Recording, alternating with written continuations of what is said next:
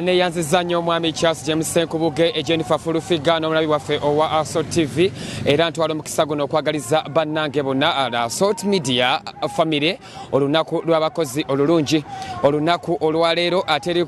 oba kuwannanya lwonna lwe lunaku olw'abakozi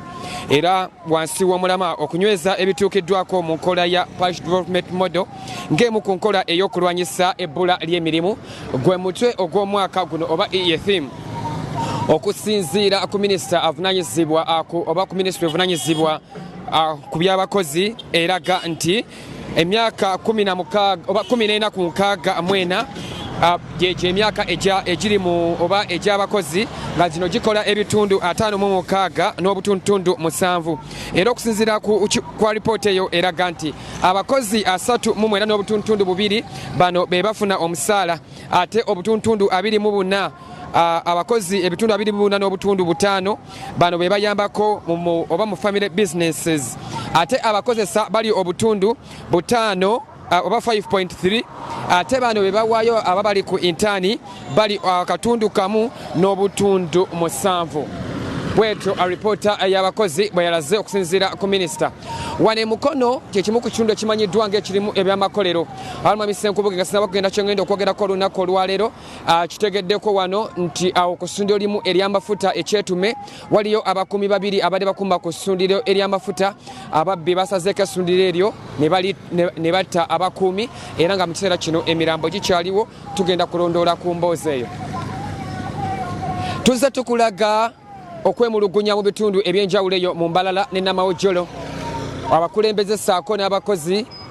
nga beemulugunya ku budde batambuliramu ekiviiriddeko ate abakozi bano okutandika okusobezebwako ssaako n'okubbibwa ebintu byabwe era okusinziira kwa myuka RDC w'e Mukono Hassan Kasibante agamba nti bagenda kwongera okuvaayo okwogera n'abannannyini makampuni gano okulaba nga bakendeza ku budde abaana bano ke bagenderako naddala abawala ate ne banyukirako kisobole okunyweza ate ku bukuumi bwabwe era bakutunulira nnyo okulaba nti abakozi bano bonna bafuna contracts bave okubeera aba casual laborers kubanga kino kiwadde ate ebbeetu ate bannannyini makampanies gano ate okutulugunya abaana mu ngeri emu oba endala saako n'okulaba nti abaana bano bafuna ebintu ebikozesebwa oba ziyite protective gears twagulaka mu kampuni ya Sena omu ku bakozi omwana yanoonya ssente z'okweyongerayo bwe yagwa mu kyuma naye ng'enta bwe yava kuba nti teyayina bimu kubitangira abaana bano okufuna obubenje katulabe RDC Hassan Kasibante ng'alambulula ku mbeera y'abakozi naddala mu makolero gano agali mu Mukono. Abakozi bangi ababadde bakkirira nnyo matuutu babadde basobezebwako abalala nga babbibwako okusawo bwabwe naddala abawala kubanga bakeera matulutulu. Ofiisi yange eri mu kuwuliziganya n'eya minisita w'ebyamakolero tufune olunaku lwe tusinkana bannannyini makolero gano tukendeeze ku budde bwe bata abaana bano ate era tukendeeze ku budde abaana bwe balina okulipootinga ku makolero gano. Ekyo kiyambeko okuziyiza okubakwata n'okubabbako ebintu byabwe. Ekyo kijja kukoma singa tunaaba tukoze ensisinkano eyo ne bannannyini makolero gano. Amakolero gano olwokuba geewala okusasula ssente za NSSF kati abakozi baabwe bonna babayita ba casual workers babasasula lunaku lwe bakoze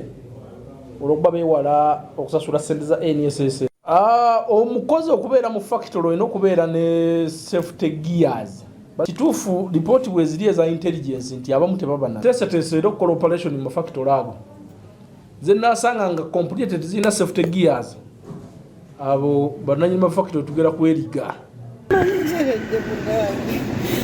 Munange genda okole nange nkwongerezeeko sente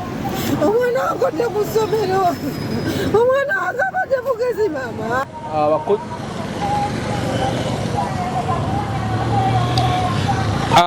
Bwatyo amyuka RDC owa Mukono Hassan Kasibante ng'alambulula ku mbeera abakozi naddala bakola mu factory zino mu district ey'e Mukono embeera gye bayitamu. Kakoba mu studio omwami Charles James Nkubuge, Jennifer Fulufiga, happy Labor Day. Download the Salt Media app from the Google Play Store and the Apple App Store.